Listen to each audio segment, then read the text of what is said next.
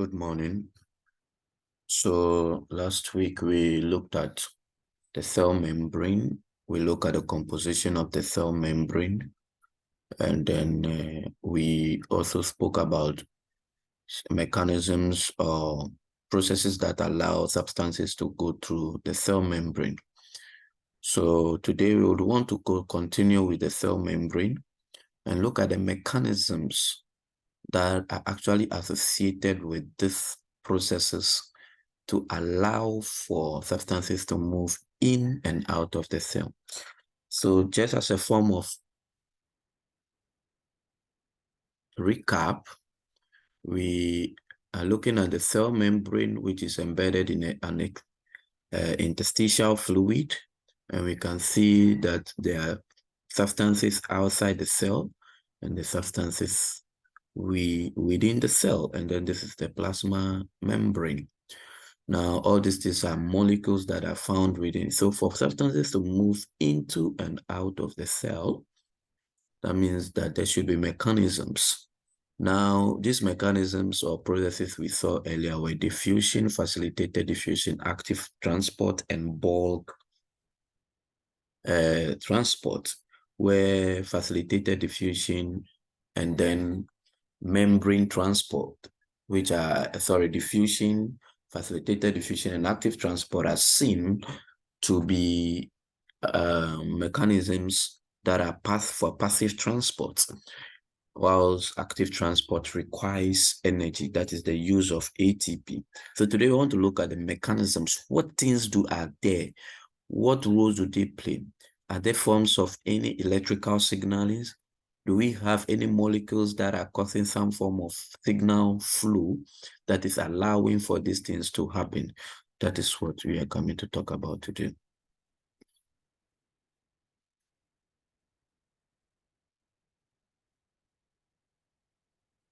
So when we take the cell as continuation of our recap, the cell membrane is made up of 55% of proteins.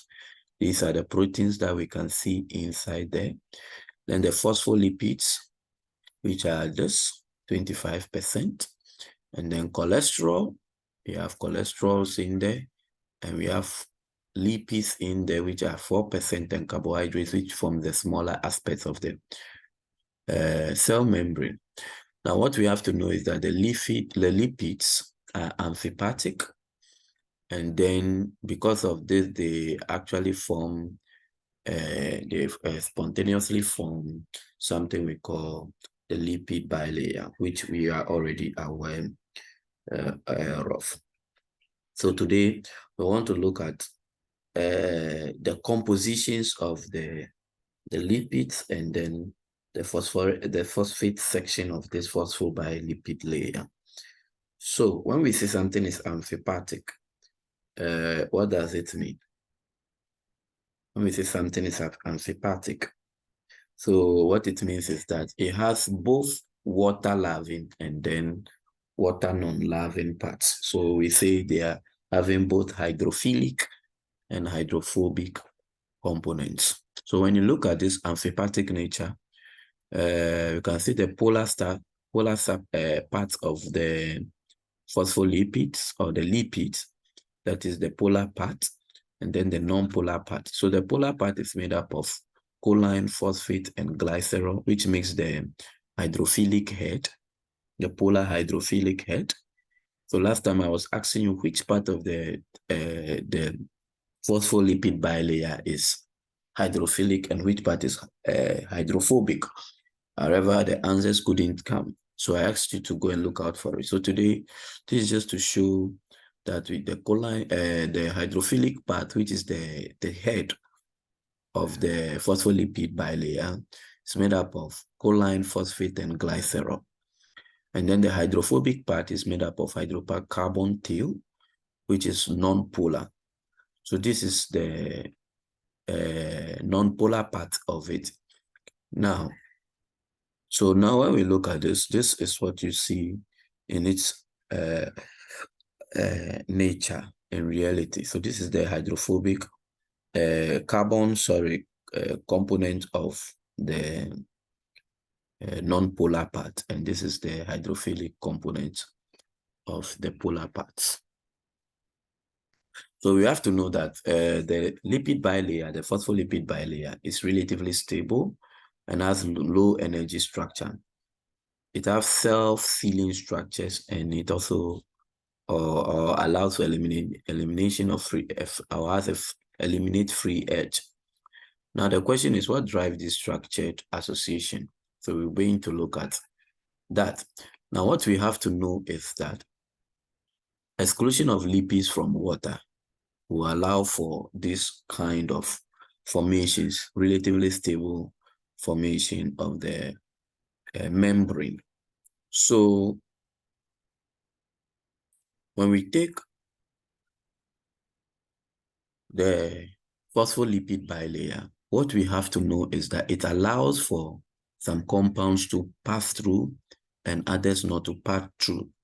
So the compounds that will pass through are usually small hydrophobic non-polar or small non-polar molecules. Because of the interior parts, which are mostly non-polar, they allow for small hydrophobic molecules to pass through. Some of these we saw earlier, which were oxygen, carbon dioxide, nitrogen, and benzene are able to pass through. However, polar compounds that are also a bit uncharged will be able to also pass through, but they have to be very small to pass through that. So they are also known as small uncharged polar molecules.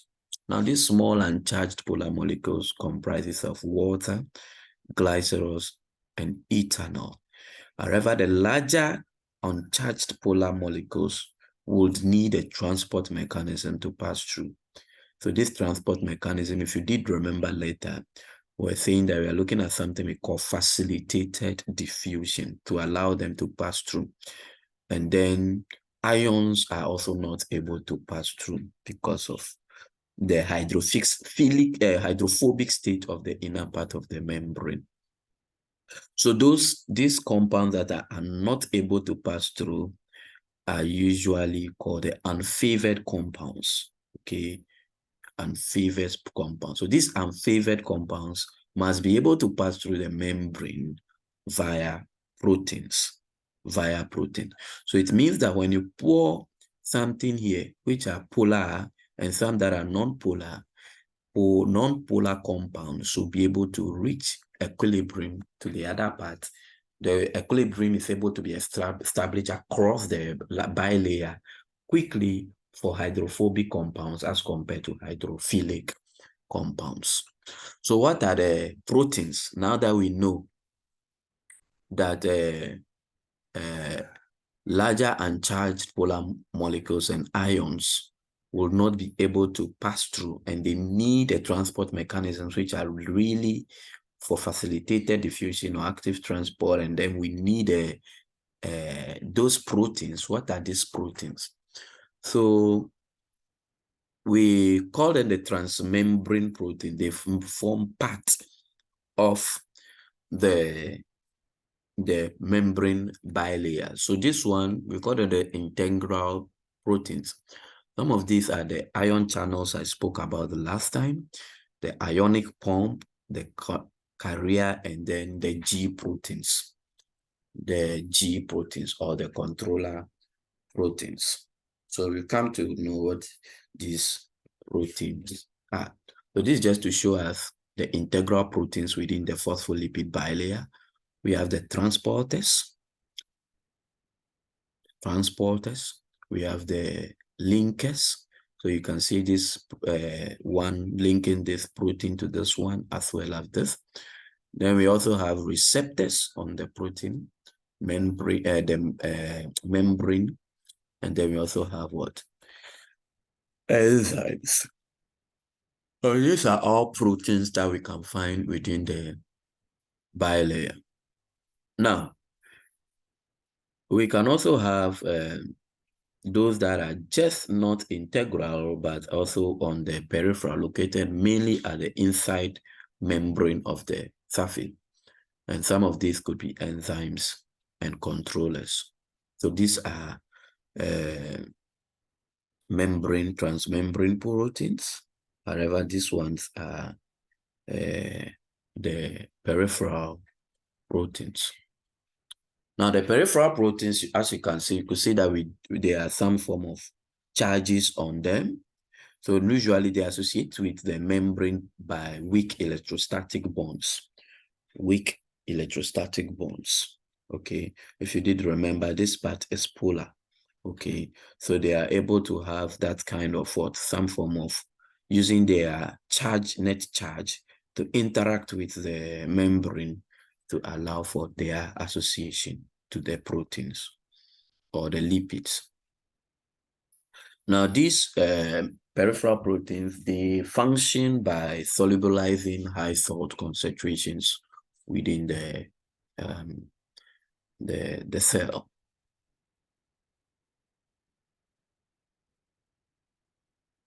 So their association with the membrane protein can be just transient, or they can be regulated. They can be transient, or they can be regulated. When we say transient, what does transient mean? Transient actually means that you are having something that is needed at a particular time, and it allow for its usage. Okay, regulated are things that will allow for them to come when they are needed. They are established, and when they are not found then. So that is the transient proteins that are associated with the membrane. Those are transient proteins that are associated with the membrane.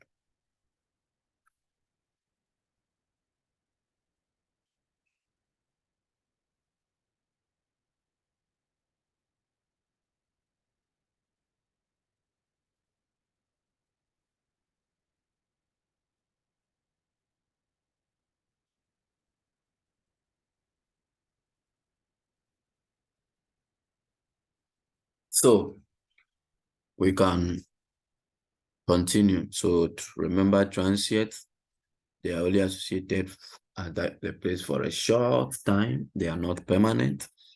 Regulated, they are there, but the activities are only needed when there is that form of interaction. The carbohydrates that we say they are the smallest part of the cell membrane are located actually at the extracellular surface. Last week, I showed you that certain things are serving as what? Receptors on the surface of the membrane protein, and these things are usually the carbohydrates.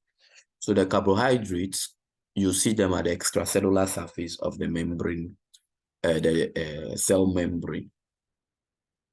And then they are actually usually attached with the membrane proteins or the lipid, especially the glycoproteins or the glycolipids. So because they are negatively charged, what they do is that they let the cell to repel anything that is negatively charged.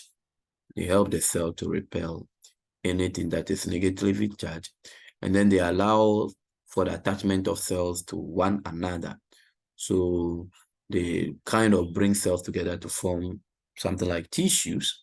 And then they also act as receptors for substances, that is maybe your drugs that are coming in, the hormones, such as insulin, for the cells to be able to do some form of insulin signaling to allow for the usage of glucose that so in glycolysis or in any other pathway store for the production of energy. And then these carbohydrates can also serve as immune reactions as antigens. So these are the functions of the membrane carbohydrates. So looking at the membrane, in summary, this is the extracellular fluids, the outer part, and then this is the inner part. So when we look at the outer part, we can see the carbohydrates. These are the carbohydrates which forms the phospholipid membrane. Which serve as receptors for ligands or act as antigens or allow for attachment of one cell to the other. We can also look at another carbohydrate attaching this, so we call that the glycolyl proteins. And then, sorry, we could also see the proteins. These are this is to be a receptor protein for allowing of binding of antigens or ligands, and when they bind, there is a conformational change that allow for signal transduction. And this is the phospholipid bilayer itself, making up of the hydrophilic tails and then the hydrophilic head and then the hydrophobic tails. And then these are membrane transport proteins. Now, these are the filaments forming the cytoarchitecture or the cytostructure of the cell. So let's now take the membrane transport and then we'll look at the mechanisms that are employed within this membrane transport for the activity. So usually the basis of these pumps or transporters or channels is to allow for physiological processes. So for activities to enter the cell, it will be by these transporters, pumps, and channels, because some of these things that we take are usually bigger than are not small to that enough, or due to their polarity will not be able to pass through the membrane. So this pumps, transporter system, and channels that we looked at will allow for some physiological processes such as growth, the metabolic activities, and sensory perception, because they serve as receptors. Now, it can also serve as the basis of diseases. When there are defective transporters, what will result? And when there are defective ion channels, what will result? And also for pharmacological therapies, where you can make use of the receptors and then you mimic a system that will be able to bind to these receptors to allow for their activities. So for instance, someone who is suffering from hypertension given diuretics tells how these things will work. Stomach ulcers, you should be able to give something we call the protein pump inhibitor or proton pump inhibitor, which we call the PPIs. So the PPIs will kind of inhibit the protein pumps that are kind of associated with the defect in the plasma transport. So for the category of the transport across the membrane, we have already seen this. So we spoke of simple diffusion. We spoke of facilitated diffusion. We spoke of active transport, but we want to know how these things work. Earlier, we only look at the process, but how it happens, the factors that allow for diffusion and the factors that allow for facilitated diffusion. We actually didn't look at the mechanisms, so we want to look at the mechanisms that will allow for the transport of substances. So, as we said, simple diffusion that can be named as non-carrier mediated transport. So the non-carrier mediated transport is just by simple diffusion. However, the mediated transport, facilitated diffusion, can be done via a carrier. So that can be a carrier mediated transport. Then it can also be done by channel, which can be channel mediated transport.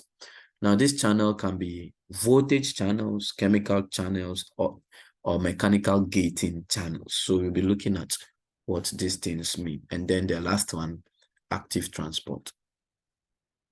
Now, so that is the characterization of the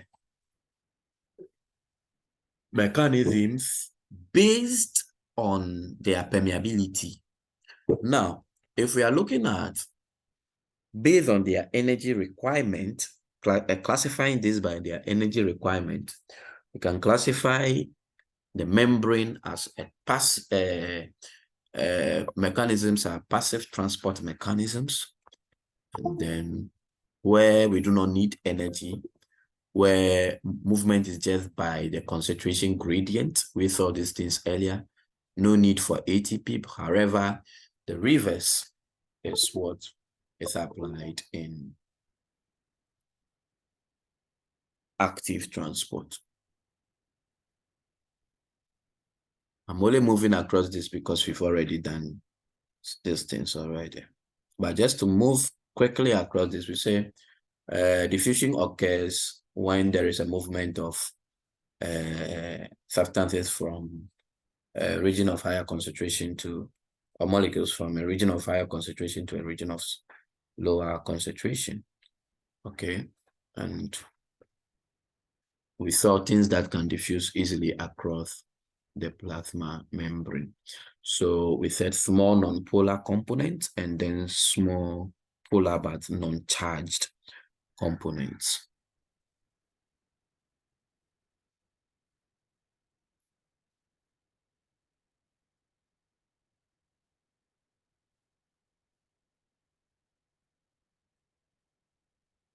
Now, the rate of diffusion, as we said, depends on the magnitude of the concentration gradient, and also this magnitude of the concentration gradient to be directed by the driving force of the diffusion. And then neuronal plasma membranes, their permeability. So permeability of the membrane will depend on the plasma membrane of the neuron. So the neuronal plasma membrane. For instance, when we take the plasma membrane of neuron, we could realize that they are more permeable to potassium than sodium. So we're looking at these gated channels. Temperature, and then the surface area. We saw these things last time.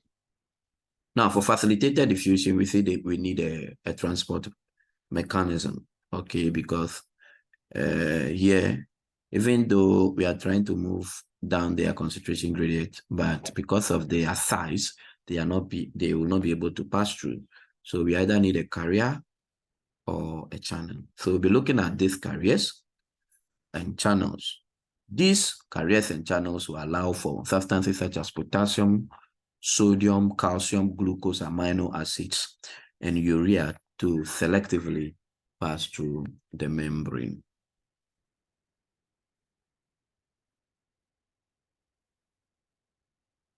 So we want to look at facilitated diffusion via the carrier passage.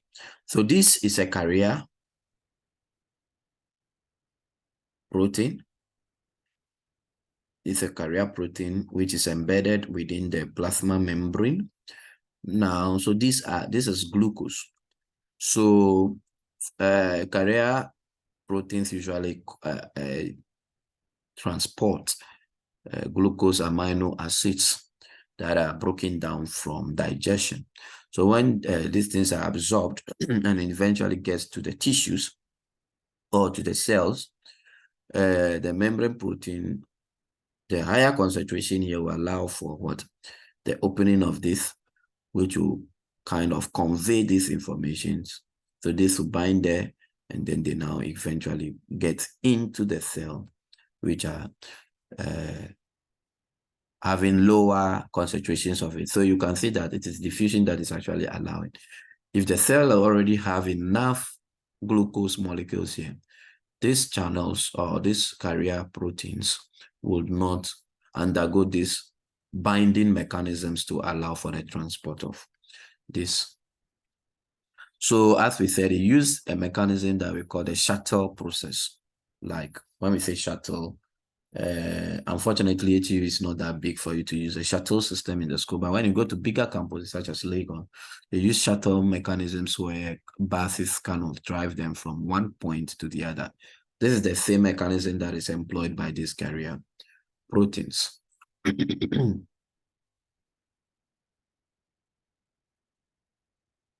So if we want to look at the mechanisms for that we apply the carrier proteins. So what happens is that it depends on the rate of the transport of the eggs. All these things are by diffusion. So the diffusion factors or characteristics must be there. There should be a concentration gradient, and it has to move down the concentration gradient. And the carrier proteins are specific. So glucose carriers will only convey glucose. For instance, we have shuttle that to convey certain pupil. If the shuttle is meant for this point to this point, that means if I'm going to, for instance, Tema, I'm not expected to see myself in circle vehicle. That is what this means, specificity. And then also the concentration of the gradient, how quickly it will move. Now, I'll still use the normal mechanism in daily life. For instance, usually when you want to transport yourself from, let's say, Accra Mall to cycle, and you realize that there is one person in the bus, you realize that it's going to take some time for the bus to move because the concentration of the people around is small. So it will depend on the concentration. Let me just use the amount of people around for the bus to get full quickly and then move. That is this carrier transport mechanism. But if the people there are so much, quickly it opens and then you guys are transported and it goes. For those going to a cycle, same thing will apply for those going to Tema. Okay, so now, so we are saying that the characteristics of carrier-mediated diffusion will depend on the concentration gradient, the chemical specificity, the competitive inhibition, and saturation. So when we say competitive inhibitions, we are trying to say that, for instance, when you take glucose and other sugar molecules that are looking similar, they'll compete for the same carrier site.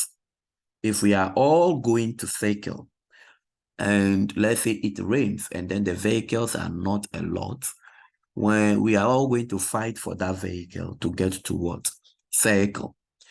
But if it is not that a lot, and that will also cause us to move early or reach our destinations faster.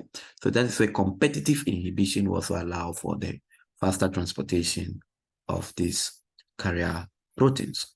Then saturation. What we have to know is that the vehicle cannot carry more than its maximum. So the carrier sites will have to become saturated for it to move. So these are the mechanisms that are employed. So the rate of transport we see here, and then is the concentration of the transport. So we say that as saturation increases, which is using to determine the rate of transport, also depending on the concentration, will tell how these carrier proteins will allow for the transport of the molecules.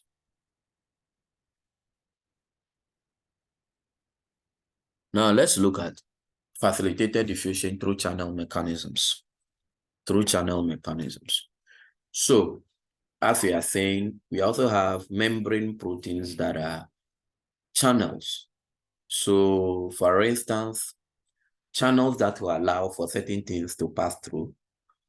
We can have water channels, we can have ion channels. So we want to look at all these channels.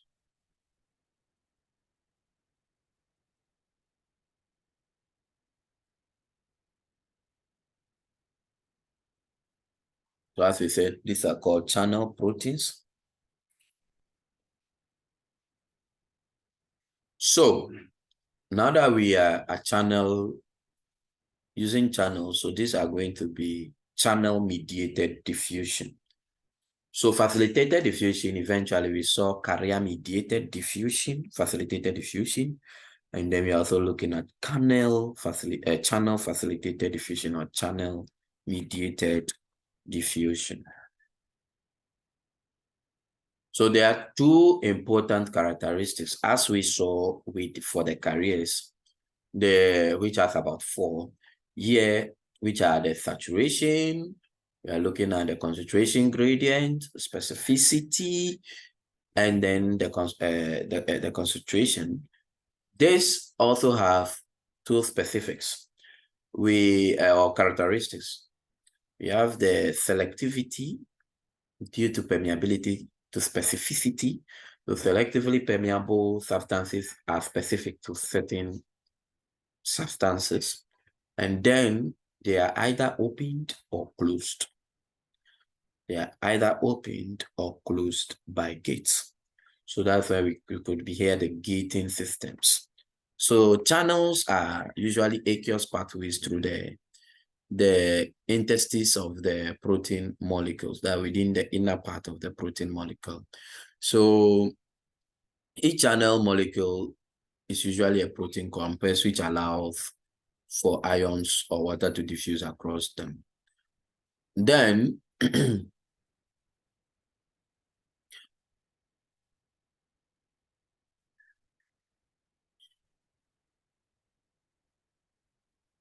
now, as I explained earlier, when certain things passes through channels or bind to the channel, they undergo certain conformational change.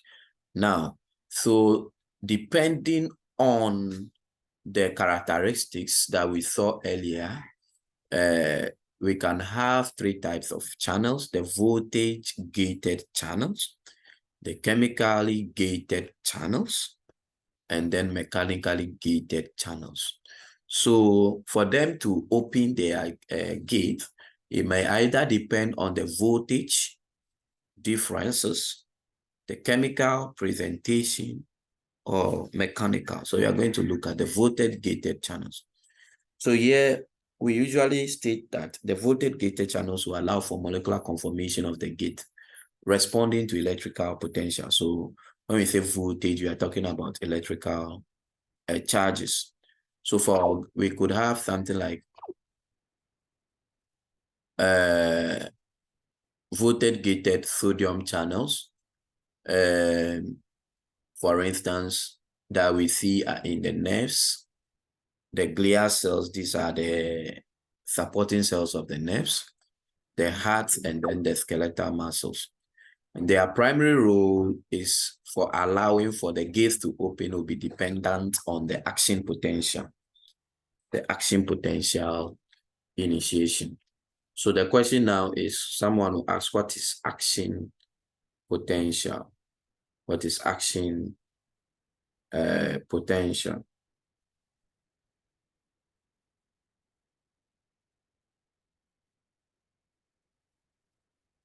So action potential, we are actually looking at, is different from the membrane potential. So we are looking at how the sequences of events that will allow for the changes of the voltages across the membrane. Changes of the voltages across the membrane. So these things usually result due to the depolarization of the membrane, repolarization, hyperpolarization, and then the refractory period that we see, which are associated with the steps within or the stages of the action potential. So the primary role of the gated channels, sodium gated channels, is to initiate action potential. And then they're actually made up of, the size of this is made up of about 300 kilodactyls. And then usually you see these multi-subunit channels that are sodium channels in the skeletal muscles. What we mean is that when you take these channels or the membrane proteins, which are voltage-gated sodium channels, they have subunits.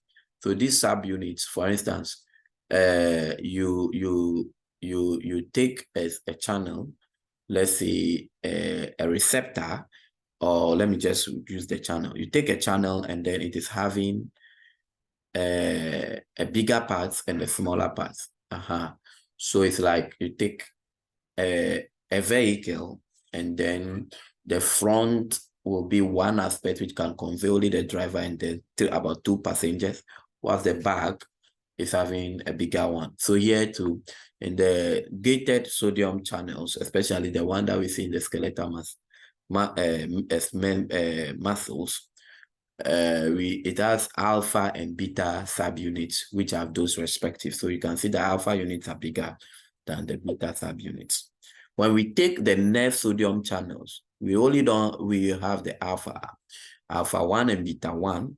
So we have actually alpha subunits and beta subunits. Nonetheless, these subunits have different categories. So we have the alpha 1 or subunits again, and we could have alpha 2, could have beta 1, beta 2, beta 3.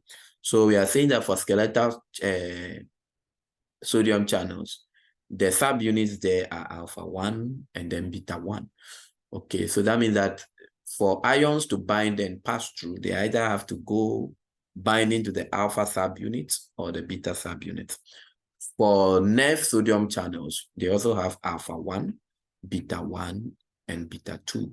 And the alpha and beta sizes remain the same, and the beta 2 is 33 kilodaltons.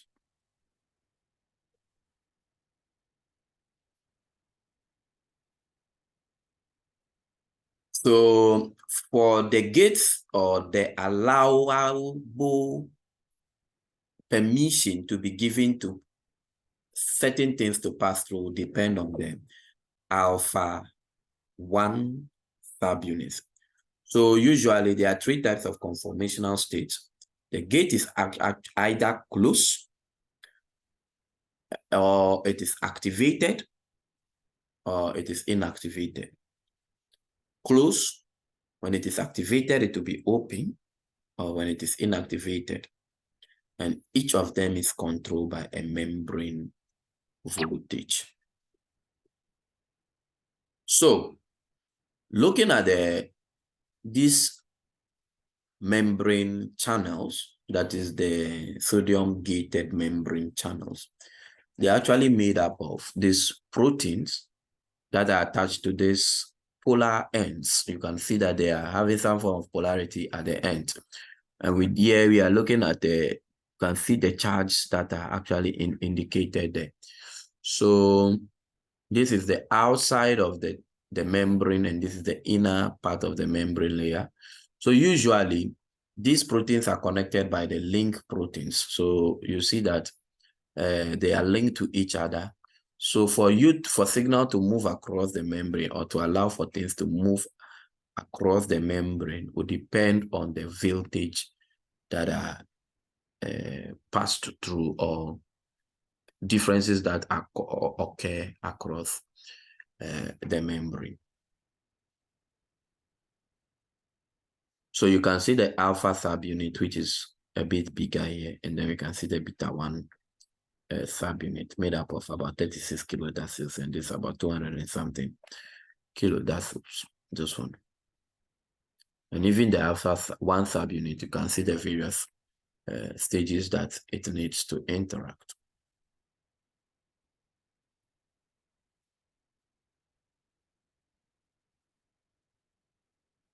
So for instance, when we look at movement of, when we look at what happens here, you can see this positive mechanism that are seen all across the membrane. Okay, positive. So the representation of this will allow for polarities that are seen within across the membrane. So how does these voltage gated channels work? So one thing we have to know is that the movement of the voltage sensor generates gating current. It generates a gating current. Then the S4 membrane, transmembrane segment, which may serve as the voltage sensor, will allow for the formation of a 4 by the non-helical regions between the helix 5 and 6. And then inactivating gate is in the inactivation of the gate is usually seen in the cytoplasm.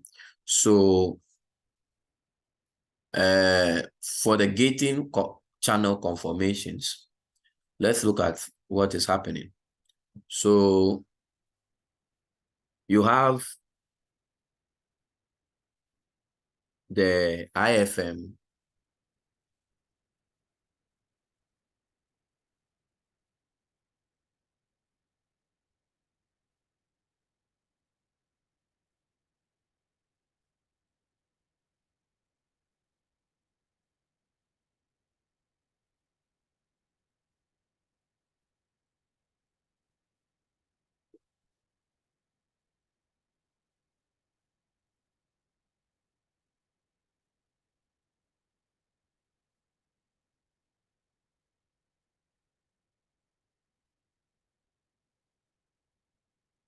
So IFM is actually a conserved region that is known as isoleucine phenylamine methionine hydrophilic cluster located in the linkage 3 and 4.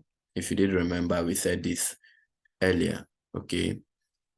The S4 transmembrane segments. So these are the linkage 1, linkage 2, linkage 3, and linkage 4.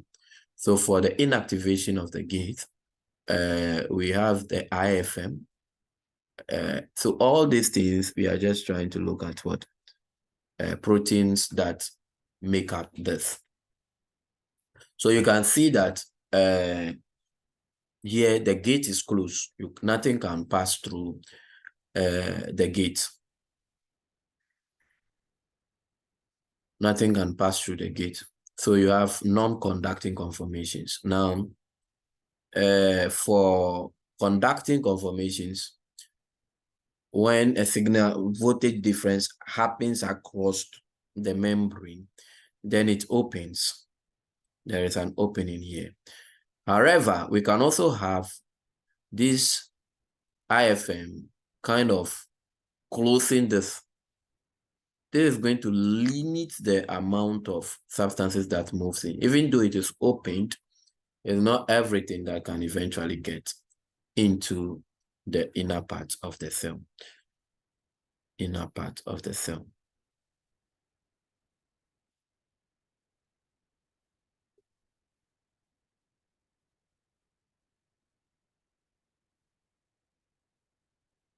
So when this happens, then eventually it is going to allow for the closure of the gate.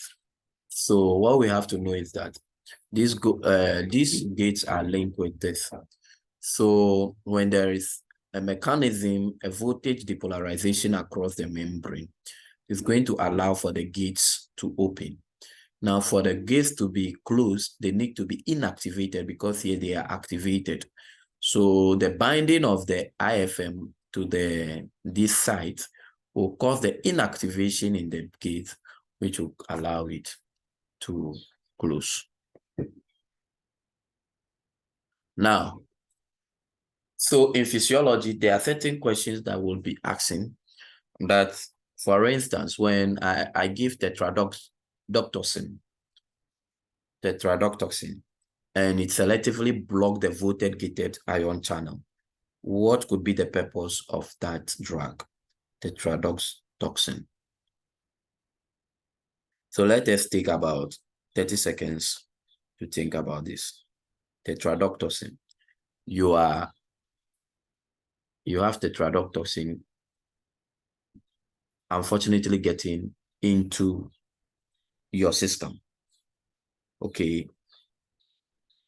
What will it do? You must remember this is a toxin. So that's why we said tetrodotoxin. Tetrodotoxin.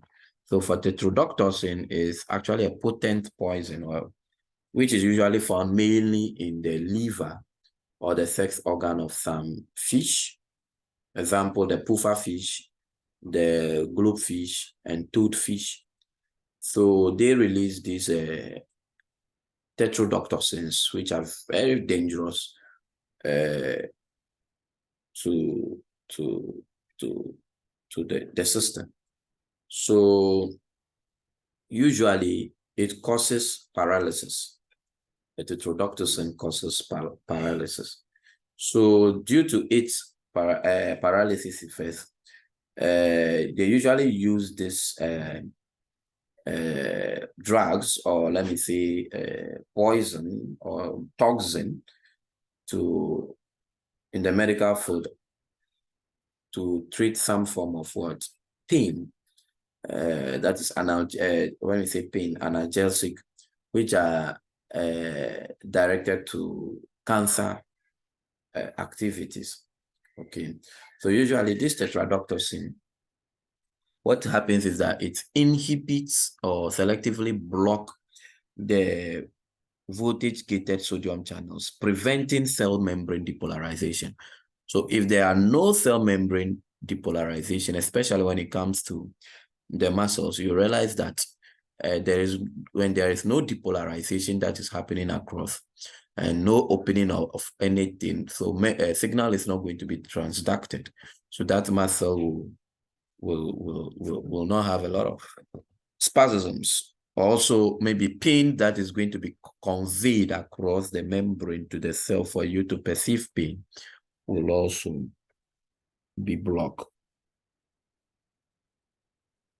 So one other thing we have to know is that when the membrane depolarization across the membrane is inhibited, this in turn inhibits the action potential propagation. As I said, it prevents the movement of signal transduction and then prevents neurons and myocytes from functioning.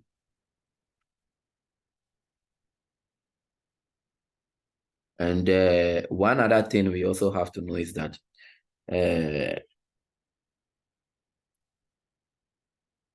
the voltage-gated channels are very key when it comes to muscle physiology. We'll be looking at this more in muscle physiology and also nervous physiology, which will be the next lecture. So for chemically gated ion, the gates are opened when we have chemicals binding to it. That is maybe molecules that are from chemicals. So changes in the conformational changes within this chemically gated ion will also allow for the opening and the closure, just as what we saw earlier. So for instance, when we take the acetylcholine channels, ACH, where when we look at nerve physiology, we'll be looking at the preganglionic nervous transductions and the postganglionic nervous transductions, or signal transductions, where we'll be looking at the secretion leading to sympathetic activities and and parasympathetic activities. So we are looking at sympathomimetics and parasympathomimetics. So for instance, when you look at ligand-gated channels that are operated by ACH, so what happens is that when you have ACH released, it is going to bind to certain aspect of the channels that will cause the allowing the whatever, even though you are seeing something like a hole here, it doesn't mean that it opens all the way. There's a junction that actually closes this thing. So when you don't have acetylcholine binding to these things, the channel is closed. Now, when you have acetylcholine binding to the channel, then it causes the channel to be opened, as you can see here. So when the channel is now opened, then it will allow for membrane potential to depolarization across the membrane for signal transduction. So you can see that sodium is now moving in and potassium is moving out. This is going to allow for the depolarization method. So let us see what happens. So the very first thing is that you have, let's say, in the neuron releasing acetylcholine. This acetylcholine will bind to an aspect of the one subunit of the the channel protein. This is going to cause a conformational change that will allow for ions to pass through. So you can see that the chemically gated channels, this acetylcholine binds to this, and then they cause a conformational change. And then we can see sodium entering, and then potassium also moving out. Now, the dissociation of these chemicals from the binding site will restore the earlier formational change of the receptors.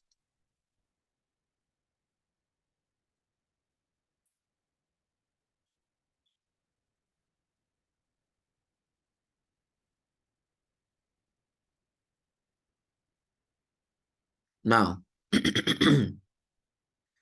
so the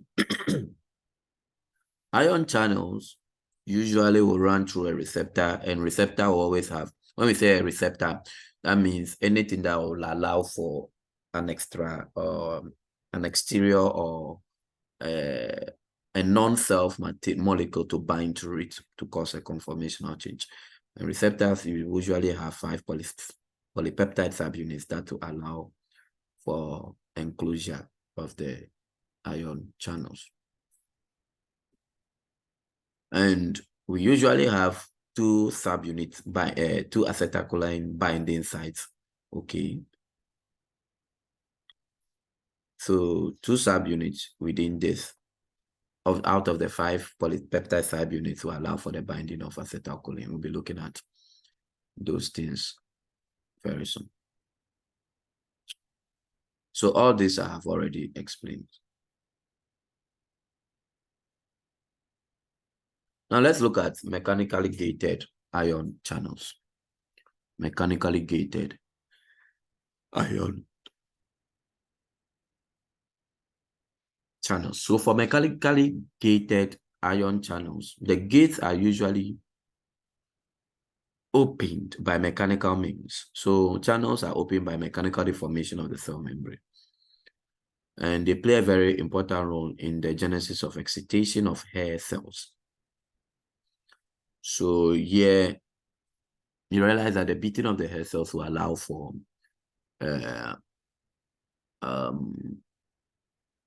allow for audition within the ear. And also, for instance, let's take this. We have the hair follicles here. We are looking within the ear. So when we take this section, we are seeing the air. So as sound waves propel into, this is going to beat. This is going to beat. Now, when they beat, to cause the movement, so when sound waves move the basilar membrane, it moves the hair cells that are connected to it. So at the tip of the hair cells, we have the tectorial membranes, which are the ones you can see over here. Now this tectorial membrane will allow for signal transduction that eventually pass through this side. Now, because of this, there are mechanical gates on each hair cell that open when they are bent. Bent because when the air moves, it is going to kind of bend down to allow for this to move, and then these gates are now open for sound waves to be carried through. So if this happens, you also have depolarization that will occur within the hair cell where potassium is channeled into the cell. We are also going to look at the aqua channels that are present within the cell membrane, which we call the aquaporins. So just like the earlier sodium channels that we saw that has these different linkages, same thing is realized when it comes to water channels, which are known as the aquaporins. So for instance, this can be seen within the kidney. And then the kidney, because of its filtration activity to allow for the excretion of substances, it actually has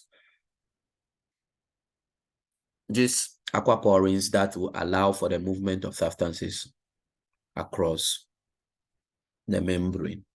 So this we usually see in the kidney. So this is a cell. This is a collecting duct cell. Now, how will water pass through the collecting duct cell into? So you can see this channel that is here.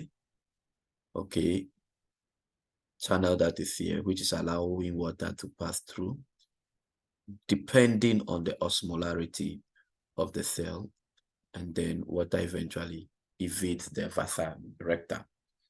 So this is a whole mechanism that will allow for water to be transported through the membrane. So eventually, what happens is that one, when vasopressin binds to the membrane receptor, so we are going to have a chemical, okay, or a hormone known as vasopressin binding to the receptor. It is going to allow for aquaporin water pores to be formed. Now, these aquaporin water pores that are formed will allow for receptor-activated CCAM or CAM, second messenger system. This second messenger system will cause the cell to insert the aquaporins water pores into the apical membrane. Then the water is absorbed by osmosis in the blood. So as we are saying that, for instance, you have water, too much water, so the water needs to get into the bloodstream or needs to move out of the bloodstream. Well, we're dependent on this mechanism. So the very first thing is that you look at vasopressin binding and then the transport of water. So the transport of water will be dependent on the formation of the aquaporin water pores. And then this is going to cause the activation of the cyclic AMP, that is the cyclic AMP, which is going to serve as a second messenger system, which eventually allows for the water to be absorbed by osmosis into the system. So this is exactly what we are talking about. You can see the vasopressin over here.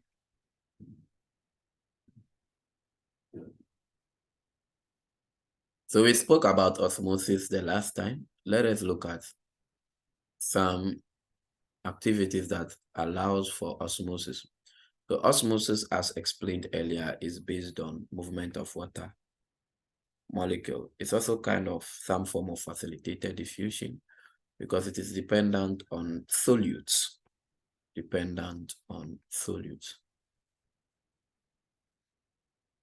So as I said, certain substances, because they cannot cross up the membrane, will cause eventually solute, will allow for the movement of water, which is the solvent, to them. And so that is what is causing the diffusion of water. So osmosis will depend on the osmolarity, which is the number of particles per liter of solution. So osmolarity, for instance, if you take a salt solution, okay, the salt solution is going to dissociate, let's say if it is magnesium chloride, will dissociate into magnesium and then chloride ions. Now, depending on the concentration of these ions at the other part of this membrane, will cause a movement of water molecules, which when the cells cannot move, the molecules cannot move themselves. So the movement of water molecules will cause the equilibrium to be established at both sides of the membrane.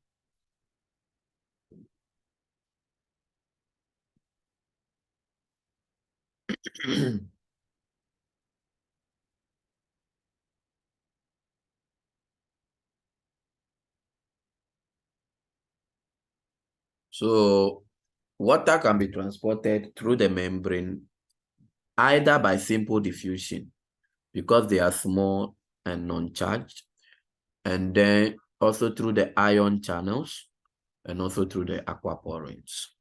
Okay.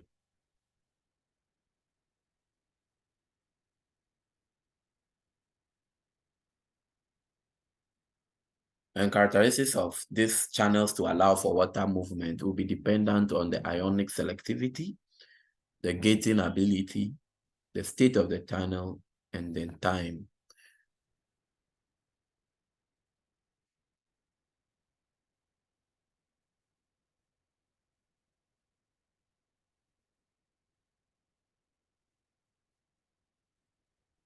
So now, let's look at energy required movement across the membrane. Energy required movement across the membrane. So for energy to be moved across the membrane, we are going to talk about active transport.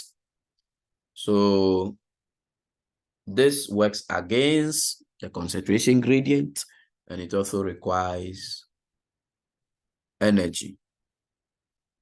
It requires energy. So active transport can be primary or secondary. So for primary active transport, the energy used to cause the transport is derived directly from the breakdown of ATP or some other high energy phosphate compound. However, for secondary one, the energy, like there's an indirect form of usage. So for the indirect form of energy, which is stored in the form of ionic concentration between the different sides of the membrane, create a primarily active transport medium. So that will also serve as an energy. So that is for the active transport. So this is just to tell us the membrane. We said that for the secondary one, we should look at the difference between the ionic concentrations. So this is intracellular concentrations for these ions, and this is the extracellular concentration for the same set ions. So for our primary active transport, we need energy. So here, it's going to be the hydrogenation of ATP, or there's going to be dephosphorylation of ATP. So this is going to form ADP and what? P. So for instance, calcium is low here, and then we have high calcium components here. And even due to this, we still want to move calcium to the higher part. Now, these carrier proteins are there. However, because if you did remember, the carrier-mediated diffusion, which we saw in the facilitated diffusion, will allow for moving according to the concentration gradient. According to the concentration gradient, or down the concentration gradient. But here, we are trying to move up the concentration gradient. So to do this, we need an energy to convey this. So energy will be, ATP will be dephosphorylated, which is going to cause a conformational change to allow for calcium to be transported across the membrane into the extracellular material.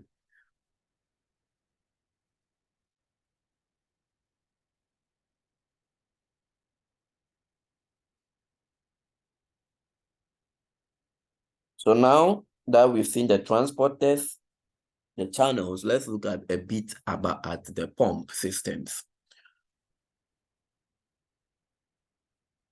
So there are two forms of pumps, the sodium-potassium pumps. So these pumps will allow for the movement of these ions against the gradient, and then they are being pumped into the cytosol or to the extracellular membrane. So for instance, what happens is that when we take the sodium-potassium pump, it has a sodium binding site. You know that whenever there is a signal transduction, you see sodium moving in and potassium moving out. So here the pump system will allow for the reverse of this. So we see that we have the sodium binding site and the potassium binding site. It's not like they just pass through distance. They actually have binding sites. Now, what happens is that when sodium binds to this, then there is going to be the hydrolyzation of ATP to form ADP, and then ionic phosphate. And this is going to cause 3 potassiums to be expelled out of the cell and 2 sodium to be imported into the cell. And this is going to allow for an electrochemical gradients that move across the membrane to allow for signal transduction.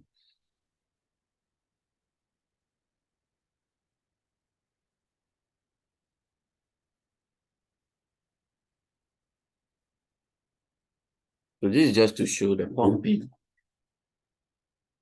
cycle of the sodium potassium phosphorylation mechanism or hydrolyzation mechanism. So as you see, we are starting from here. Within the cytosol, we have the 3 molecules of what? Sodium binding. And when it binds, there is going to be conversion of ATP to ADP. That means the other P is going to bind to the pump, which is a high phosphate energy linkage. This system is going to allow for the movement of this sodium across this pump, or to be channeled through the pump to the extracellular part.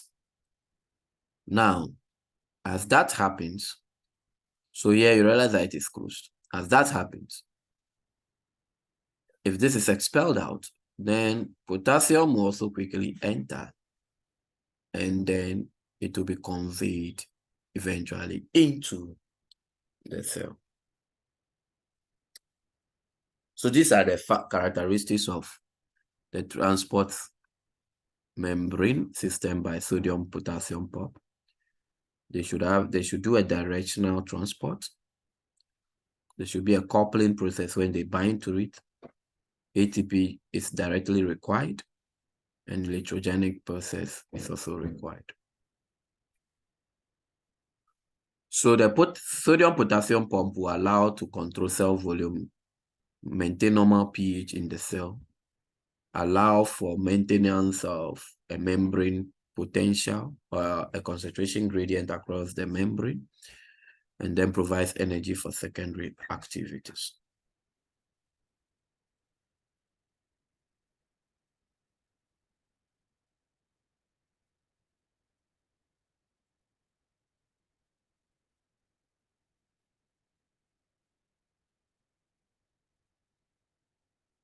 Okay, the last thing we're going to talk about here is the bulk transport, which is endocytosis and exocytosis. This we spoke about earlier detailedly last week. So exocytosis, we know when movement of substances are going to move from the cytosol to the extracellular part, and endocytosis is the reverse of this.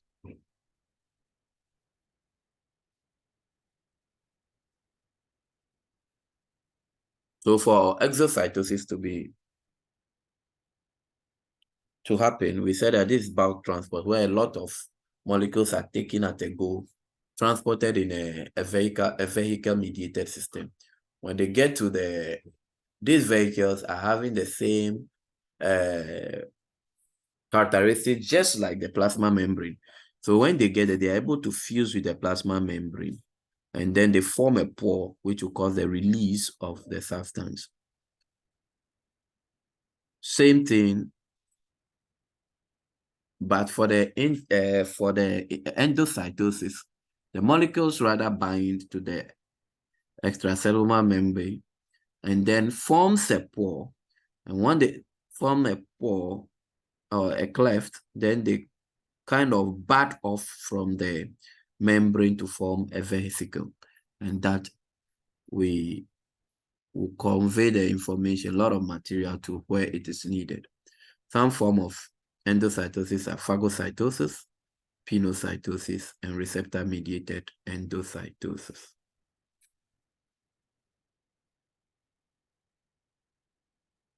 So this brings us to the end of today's section. Kindly put your questions down, and then when we meet, we'll discuss this. The next section of lecture, the topics we are going to do is muscle physiology and nerve physiology. Muscle physiology and nerve physiology. Thank you very much for listening to this section of lecture, and have a wonderful day.